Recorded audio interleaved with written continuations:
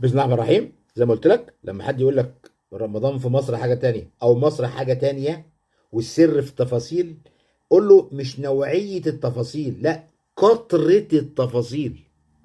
وأنا كنت ضربت مثلا، ده احنا ممكن نلاقيها في كل حاجة، كل حاجة تفاصيلنا كتير.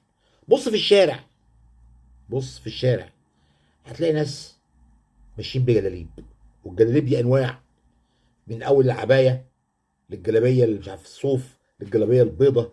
شوف اللي فوق دماغهم، اللي لابس لك طاقيه، اللي لابس لك مش عارف ليه لبده، اللي لابس لك عمه، اللي لابس لك كوفيه، اللي لابس لك مش عارف ايه، إيه الاحذيه. تلاقي من اول الشبشب للبلغه للجزمه للصندل الهدوم إيه. روح اي بلد بقى تانية، شوف في الدول العربيه، في الخليج مثلا او هتلاقي هي الجلابيه، مفيش تفاصيل، هي حاجه واحده بس، الجلابيه والبتاع الغطره والعقال الاكل كبسه. يعني الخليج دول دول مسطحه، ما فيهاش اي تفاصيل، ما فيهاش تفاصيل. احنا تفاصيلنا كتير. ضربت لك مثلا، شوف الاكل الشعبي، دول الخليج ده اصلا ما عندهاش اكل شعبي، ما عندهمش.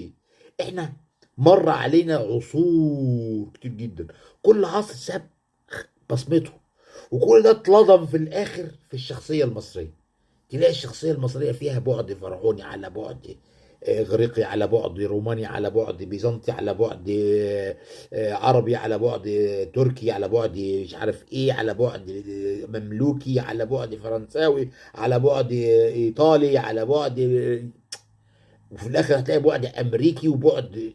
كل شخصيتنا دسمه، شخصيتنا كثيفه في كل حاجه عندنا. شوف انت المدن المصريه او كده في الخليج، انا بضرب مثلا بالخليج لاني عشت في السعوديه فتره، تلاقي كله شبه بعضه، كل البلاد شبه بعضها، نفس ما في.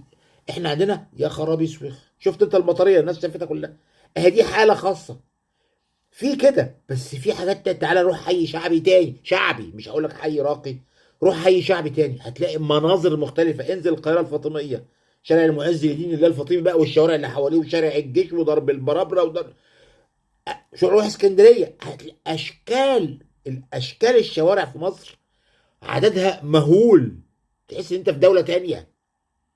تفاصيل، تفاصيل البيوت نفسها والعمارات والبتاع، تفاصيلنا كتير في كل حاجة، تفاصيلنا كتير. حتى المغنيين، يعني تلاقي عندنا من أول الناس اللي بيغنوا زي علي الحجار وزي عبد الحليم حافظ والناس دي، وتلاقي بشاكوش ومش عارف ايه، وتلاقي بينهم 20,000 درجة ونوع من المغنيين. تفاصيلنا كتير.